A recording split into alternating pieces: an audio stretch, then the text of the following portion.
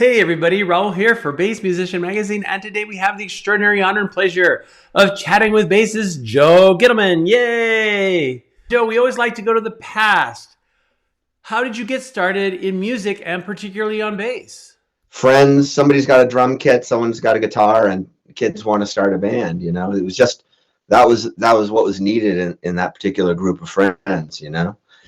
So I didn't have one, but a friend's older brother had one. We borrowed a bass for the weekend, and by the end of that weekend, we were fighting our way through cover songs and that kind of thing. So yeah, that was the story.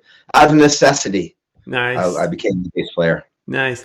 Now, are you self-taught or did you pursue further studies? I'm very self-taught. Anything I really understand or know about theory is kind of understood on the neck of the guitar, kind of.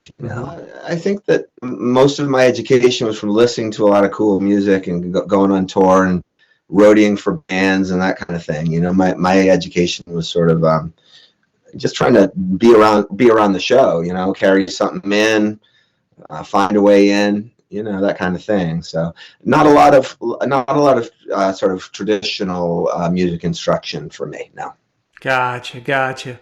You're currently playing with the Kilograms. I love how genres kind of end up having multiple choice blends because there's kind of ska, reggae, punk merged in. It's not down one central lane. What led you to this particular genre of music and interest? Wow, that's a big question, Raul. One I'd have to really probably think about to answer honestly, truthfully, but accurately, I should say. When I was a kid, I'll tell you this. I was asked recently sort of about my earliest memory of this kind of music. When I was young, my dad was a big fan of the Harder They Come album. Do you know The Harder They Come? Mm-hmm. It was a film and had a really outstanding soundtrack with Jimmy Cliff and a bunch of artists. So this was early 70s ska moving into rock steady, moving toward reggae. And, I was at that point, I was a kid. I was a little kid.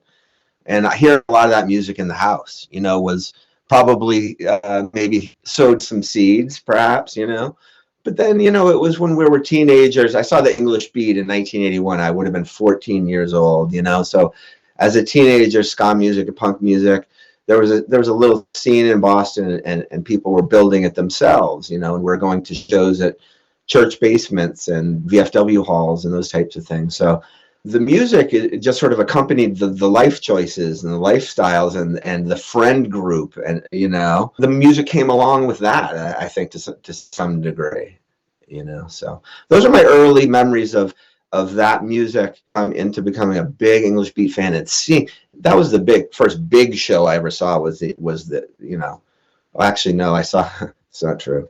I saw Barry Manilow at Harvard Stadium as I might have been 6 or 7, and then a handful of years later, seeing the English Beat. It's just a very much different experience. Totally.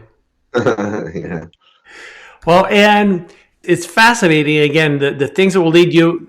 This music is very, and comparatively, I'll say, so much more upbeat. If we were to say, like, with Manilow, you can think of so many tunes like Mandy and things that are more forlorn and, I don't know, teenage angst, destitute kind of thing. But the music I'm hearing from the Kilograms is kind of get up and move around, and kind of, it's so much more up-tempo and upbeat. So definitely very, very different there. How did you come to join the Kilograms? Oh boy, well, a very specific sort of weird little story. I was working on a record of my own, just doing a solo record, really sort of for fun. I found this really great. I live in northern New Hampshire, by the way. I found this really great studio called Mojo just over the hill from my house, and some great musicians hung out there. And I was working on my own record, and a friend's house burned down in Maui. So this would have been fall of 2 years ago, I guess. Mm-hmm.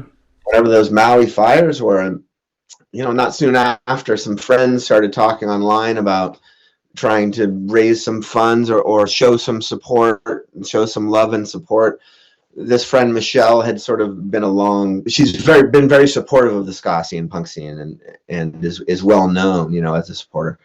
And so I love that idea. And on this little Facebook group, there was me and some other sort of friends, and Sammy K, my friend from the Kilograms, was in that little chat too.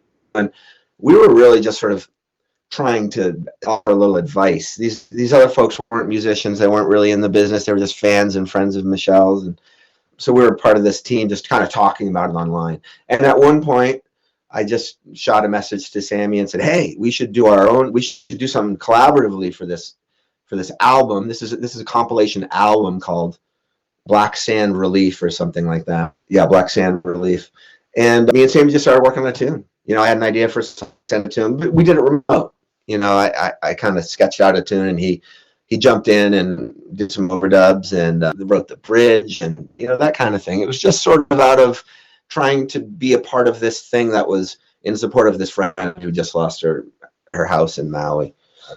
And it went well, and it was fun, and it was cool. And my only real other idea about it was when it was getting ready to come out, I just said, "Hey, Sammy, let's give it a name. You know, let's not say Joe Gittleman and Sammy K or something. Let's give it a little name, you know." And one of the other folks on that thread came up with the name Kilograms. And I didn't know for a long time that Kilograms is Sammy K and Joe Gittleman is the K and G. I didn't know that for a while, but that was the story there. And, you know, you record one song, you have a good rapport with a new co-collaborator, and the song sounds cool, and you like what they've injected into your sort of ideas, and you start to go, "Oh wow, that's cool," you know. And our other guitar player Jay got involved at that point with the recording, and it was probably within 2 weeks after that, me and Sammy had another probably 8 or 9 songs kind of in action, you know, in the works. So that was it. Nice. That's all it was. Nice. Well, I think probably because we operate in the English system and not the metrics, we wouldn't think immediately 2 kilograms.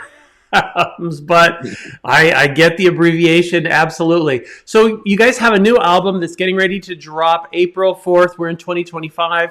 Beliefs and Thieves. Tell us a little bit about this project. Oh boy. Well, you know, we continued with this remote stuff. This band lives all over the place. We've got Cincinnati, and we've got Kentucky, and now we've got a member in Austin. We've got a member in Indiana, and I live in northern New Hampshire.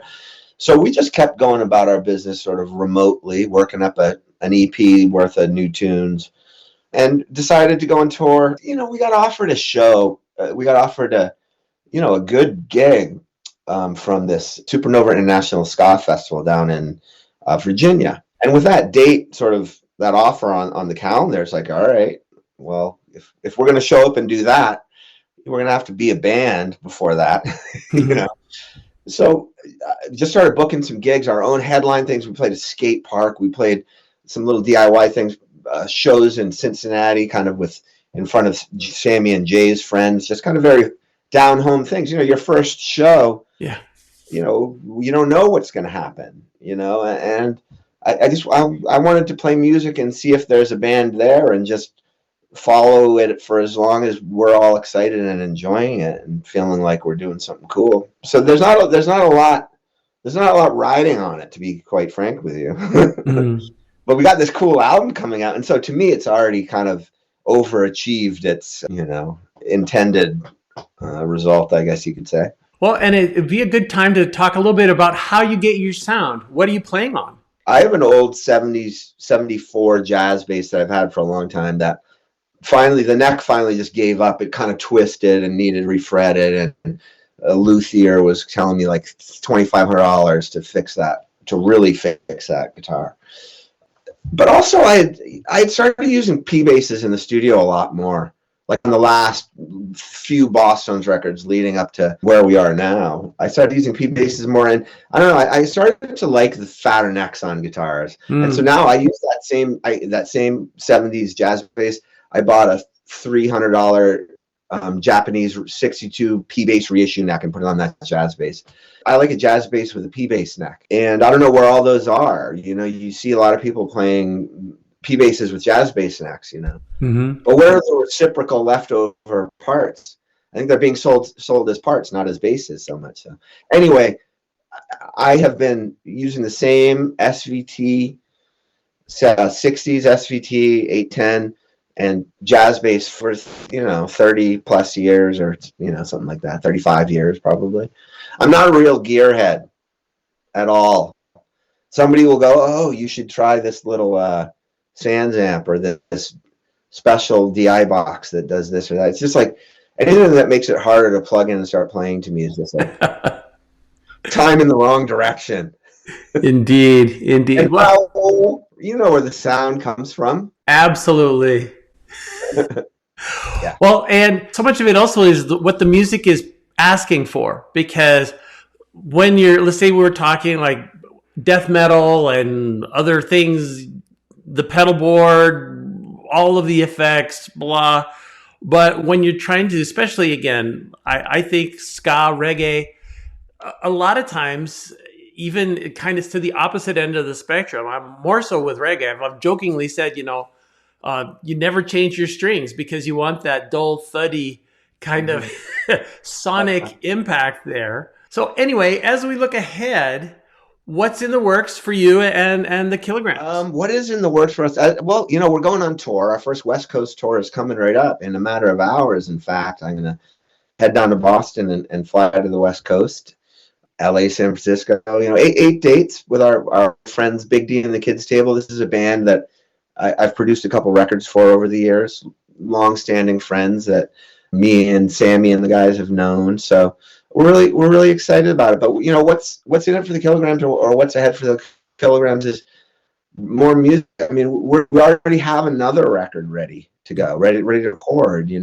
We've really I think fallen into become a good group of collaborators. So we're just going to keep working on songs and try and get more people to listen to them, I suppose. But have fun being a band. Write songs. That's why I've done it the whole time. Is because I enjoy writing songs. So that's sort of having a real outlet for that, but not only an outlet for that, but friendships around that, and a combination of people that are creating something that has a cool jagged edge to it that is maybe different than other things, or special because of the combination of people. Just the magic of a band. I want to follow the magic, see where that goes. Yeah, that's all we really have planned. I mean, we just like making records and putting out music and playing shows, hopefully giving people a good time, that kind of thing. So. Well, and if people want to know where you're going to be or find out what's happening next, where's the best place for them to look? Well, you'll find the Kilograms on Instagram, certainly, and Facebook. Yeah, find us online. We got a record coming out. We're playing with Dropkick Murphys just around the release of our record in April, and we'll be out there this summer, and we'll be working on more music. And Raul is just like, we're going to be seeing what it is and pushing to see what the Kilograms is, and trying to expand on the idea or the sort of seed of that idea. So who knows? Nice. Well, Joe, I know you have a plane to catch. We appreciate you taking time from your busy schedule. Folks, you've seen him here on Bass Musician Magazine, Joe Gittleman. Hey, thank you very much, Raul.